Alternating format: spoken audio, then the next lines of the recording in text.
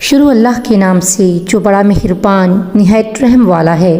لہجہ عرب ممالک میں جاب کے لیے آنے والوں کو سب سے بڑا فائدہ یہ ہے کہ عربی زبان آ جاتی ہے، اور عربی زبان آ جائے تو کسی حد تک قرآن پاک سمجھ آنا شروع ہو جاتا ہے۔ قرآن تو آپ ترجمے کے ذریعے بھی پڑھ سکتے ہیں، لیکن لہجے آپ کو ترجمے سے سمجھ نہیں آ سکتے، لہجے آپ کو عربیوں سے ہی سمجھ آئیں گے۔ ایک دن عربی اپنے بچے کے ساتھ شاپنگ مال میں شاپنگ کے لیے آیا۔ شاپنگ کر کے بل پے کر کے جانے لگا تو بچہ جو کہ مختلف شیلف کے سامنے کھڑا تھا کہنے لگ جاتا ہے کہ میں نے یہ بھی لینا ہے، میں نے وہ بھی لینا ہے۔ باپ نے پہلے پیار سے کہا تعال یا والد، آ جاؤ بیٹا۔ بیٹا پھر بھی کھلونوں والی شیلف اور کبھی چاکلیٹ سیکشن میں مگن رہتا۔ اس کا بس نہیں چل رہا تھا کہ وہ سب کچھ اٹھا لے۔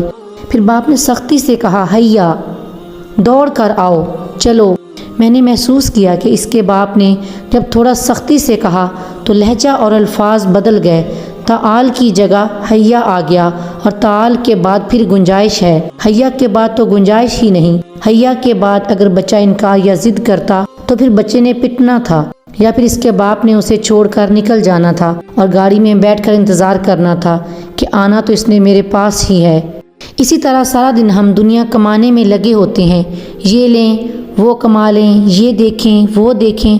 5 بار جب حی علی الصلاۃ حی علی الفلاح کی آواز کان میں پڑتی ہے تو عربی سے ناواقف لوگوں کو سمجھ ہی نہیں آتی کہ یہ کون سا لہجہ اور کس قدر سختی سے بلایا جا رہا ہے، اور اس حیا کی ندا کے انکار کی صورت میں کیا کیا نتائج بھگتنا پڑ سکتی ہیں۔ انکار کی صورت میں یا تو دنیا سے ہی پٹائی کا سلسلہ شروع ہو جانا ہے، یا خالق نے ہمیں ہمارے حال پر چھوڑ دینا ہے کہ آنا تو میرے پاس ہی ہے، بے شک ہماری طرف انہوں نے لوٹنا ہے، پھر بے شک ہمارے ذمہ ہے ان کا حساب۔